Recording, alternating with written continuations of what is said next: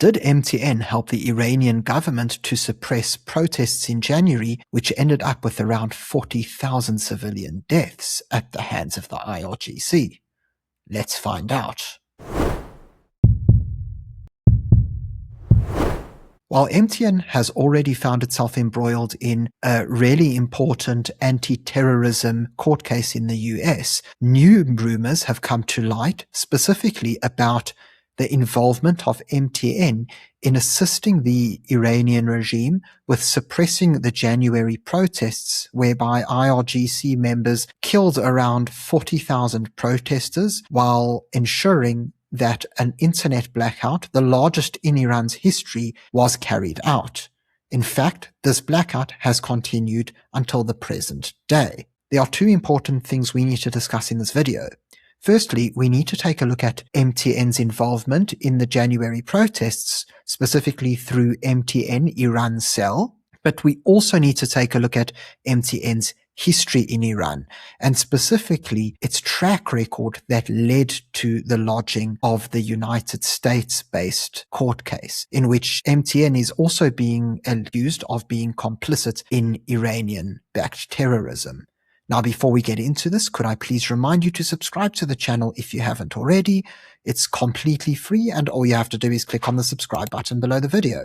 If you would like to enjoy some additional benefits, such as members-only videos, and support the channel, you can do so by becoming a Power Club member. All you have to do is click on the join button below. Now let's get started. News of MTN's potential involvement in the Iranian protests actually came from a British NGO called Article 19. And fortunately, National Security News over here has decided to go into the report and provide us with a little bit more of an easier to read article explaining where the accusations come from. So as explained here, Article 19 published a report called Tightening the Net, China's Infrastructure of Oppression in Iran.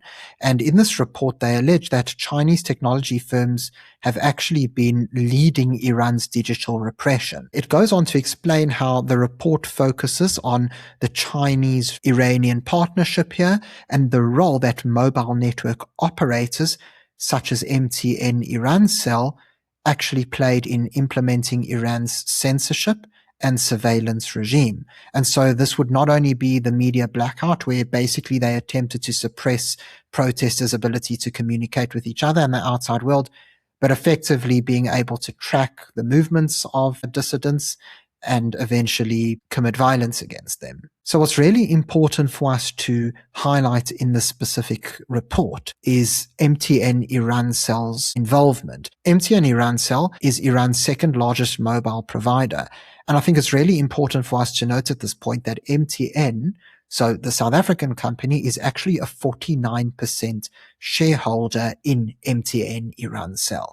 Now, it explains here, in 2011, Huawei completed the sale of telecom equipment to MTN Irancell.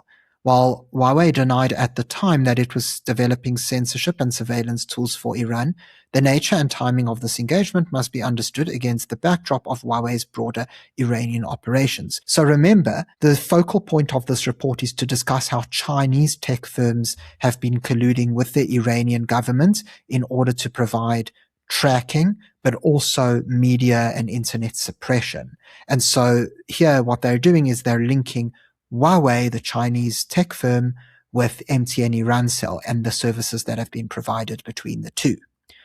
So it explains here how initially Huawei had sought a partnership with Mobinet, which was then Iran's sole nationwide wireless broadband provider.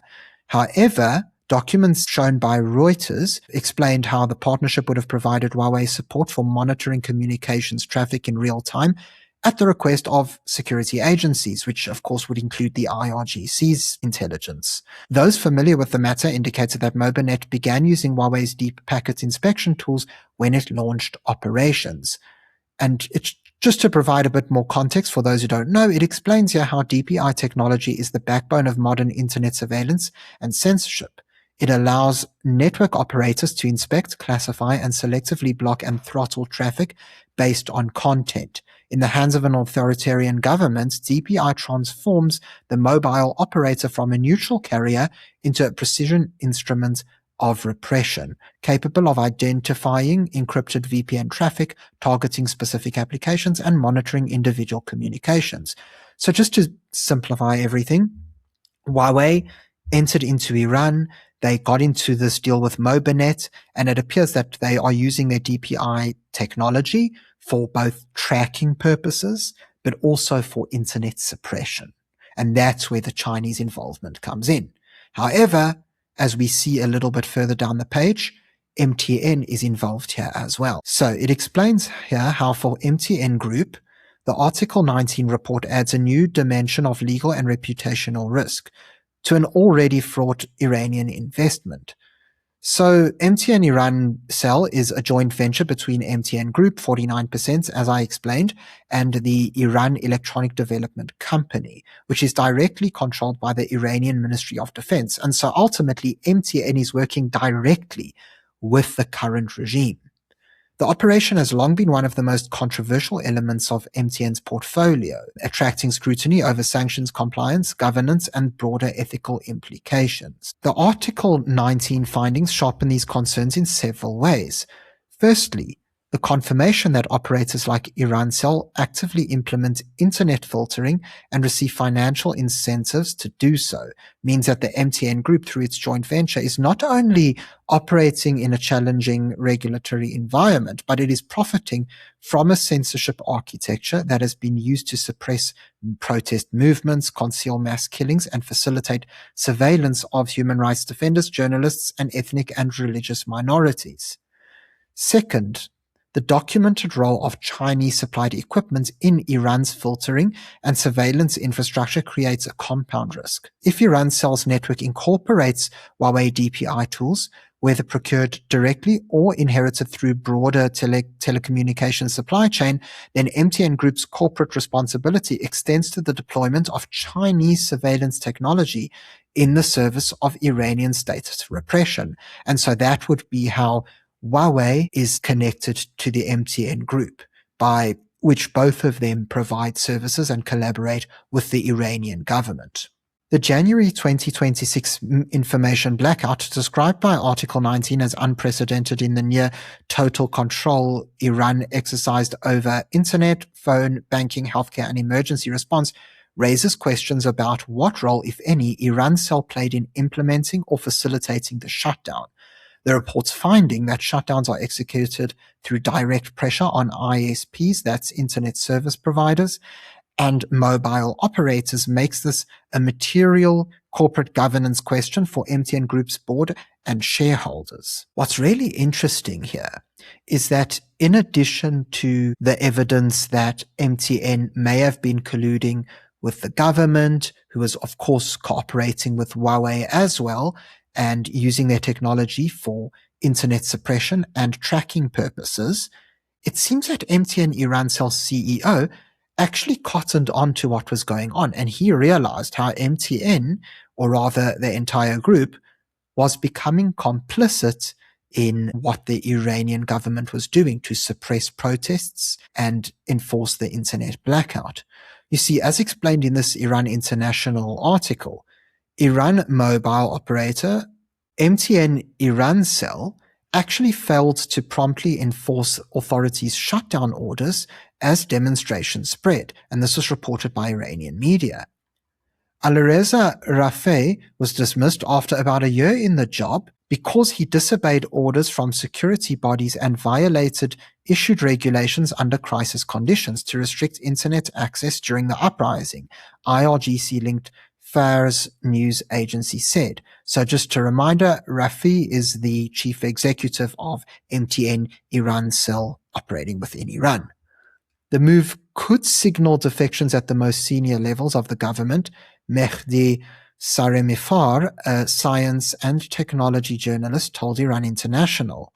The dismissal followed remarks by MP Hamid Razai, who criticized what he described as a delay in shutting down the internet during a parliamentary session on Monday. Iran cut off communications nationwide on January 8th without warning as calls intensified for anti-government protests across the country. This specific piece of information could be used to defend MTN Irancell as well as attack them.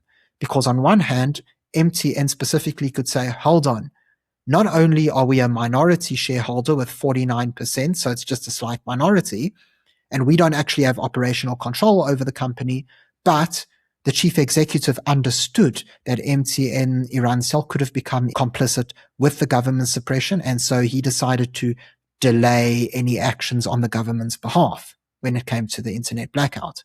On the other hand, however, people who are looking to implicate MTN in the scandal will be able to say, well, in actual fact, this chief executive saw exactly what was going on, and because he understood and decided to delay any action, he already realized that MTN Irancell has been working with the government and potentially using technology from Huawei to track data, track people, especially protesters and opponents to the government, and ensure internet suppression. And so in a way, by delaying the order, what he ended up doing is showing how he understood exactly what was going on behind the scenes, and any actions that the MTN had been taking historically in terms of suppression or compliance with the government were not done without the knowledge of the entire company. And so you can really see how this would work both ways. Now, what's particularly alarming about the situation is that after the chief executive was fired by the Iranian government, actually, he was replaced by an IRGC commander. So as explained in this TechPoint article, Iranian officials replaced Irancell's CEO, Alireza Rafi, accusing him of dragging his feet in an order to block communications as protests spread nationwide. He was replaced by Mohammad Hossein Suleimanian, a former military officer, a decision MTN says it was not consulted on despite owning 49% of the business. MTN has since written to the Irancell board to formally challenge the move, although it has not spoken directly with Rafi since his removal. So yet again, we seem to see a resistance from MTN where they say, wait, hold on, we didn't know about all of this stuff. They've gone and replaced our chief executive in Irancell. We're not happy about this. But at the same time, even if they are not happy about it, there is still the circumstantial evidence pointing to them being complicit. I mean, realistically speaking, how do you not know what is going on in a company, even if you don't have the final voting power? How do you not know what's actually going on in your own company when you own 49% of it? Yes, you can always be outvoted by the majority shareholder, but votes still happen, discussions still happen. There is no way that you don't know what is going on in your own company. Now, what makes this whole situation that much more problematic, and what actually implicates MTN even further, is that this isn't the first time that MTN has been accused of aiding or abetting Iran and terrorist groups. You see, before the protests even happened, MTN was already in a court case, specifically in the US, which really rested on its Anti-Terrorism Act.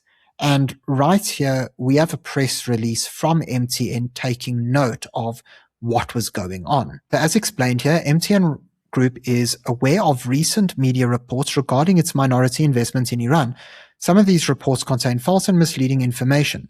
Since 2006, MTN Group has held a 49% investment in Irancell, which is not under MTN's operational control. MTN does not benefit from this interest. The group has not extracted any capital or dividends, nor deployed any capital into the Iran business since May 2018, when US sanctions were reimposed against Iran. This was after the US exited the Joint Comprehensive Plan of Action deal. MTN ensures strict adherence to global sanctions, regulations, and maintains legal and ethical compliance across markets. They then go on and talk about how in the US, MTN is a defendant in litigation related to the Anti-Terrorism Act. MTN has deep sympathy for those who have been injured or lost loved ones as a result of the conflicts in Iraq and Afghanistan, and scrolling a little bit further down, we see how it does explain how MTN Group is chaired by Mcebisi Jonas. South African President Cyril Ramaphosa served as chairman of MTN Group more than 12 years ago. He resigned in May 2013. Any suggestion that MTN has input into the foreign policy of South Africa is false and misleading. MTN Group's business decisions are separate from the South African government's foreign policies. Now, that's all well and good. But what we also need to understand is, again, even if MTN says, oh, we didn't support this, we didn't want it, we don't have operational control of the company, you can still be found guilty of being complicit. You can still be found to be an accessory. And when we actually take a look at the arguments within the US Anti-Terrorism Act case, we see why it is so alarming how MTN has involved itself in Iran and Afghanistan. And we'll also be able to see just how strong the case is, saying that MTN is complicit in aiding terrorists. So although this video isn't about the US case, it's important for us to understand what happened simply because it does relate back to MTN's involvement in Iran in the January protests and the role that MTN played there, where it seems to have not been active but potentially complicit, is exactly what we see in the US case. Now, there's a lot of documents online speaking about the US case, and it can be quite in-depth. So what I'm going to do now is give you a brief summary in the easiest way that I can. So the case itself has been spurred on by the Anti-Terrorism Act, and that's a US law. And what it allows is for American victims of terrorism abroad to sue anyone. So it could be individuals, it could be terror organizations who aids and abets or provides material support to terror groups. And so ultimately, although MTN is not necessarily a terror group itself, it's a business, whoever the prosecution is can prove that MTN aided and abetted the terrorists in some way, well, they can be sued. And that's what this case is about. Now, what's really important for us to understand is that there are three specific areas where MTN are being accused of aiding terrorists. So first of all, MTN Irancell has involvement in Afghanistan. And as we know, there was the Afghanistan war where the US and Western allies were in Afghanistan fighting the Taliban. Now, it is alleged that MTN paid bribes to the Taliban to ensure that their cell phone towers were not blown up because, of course, there's a lot of violence. Certain telecommunications companies were affected. And so I'm assuming that MTN Irancell wanted to make sure that their towers were protected. And so they sought to pay off the Taliban to say, listen, we'll give you this money, just leave our infrastructure alone. So that's the first problem that's being investigated in the case. The second issue is actually commonly referred to as the front company partnership. As we explained, MTN has a 49% ownership stake in MTN Irancell. And so many people understand that, yes, MTN's 49%, but then the other 51% is tied to the IRGC. And so ultimately, the argument being made is that MTN has worked with the IRGC in order to help the IRGC actually obtain not only US technology and communications. Of course, they've done so using Chinese technology, such as from Huawei, but ultimately help them in suppressing protest groups. And we also need to remember in this regard that the January protests were not the first kind of protests that have happened in Iran. There were also the Women Life Freedom protests, also after the death of Mahsa Amini. Finally, there's the logistical element of the case.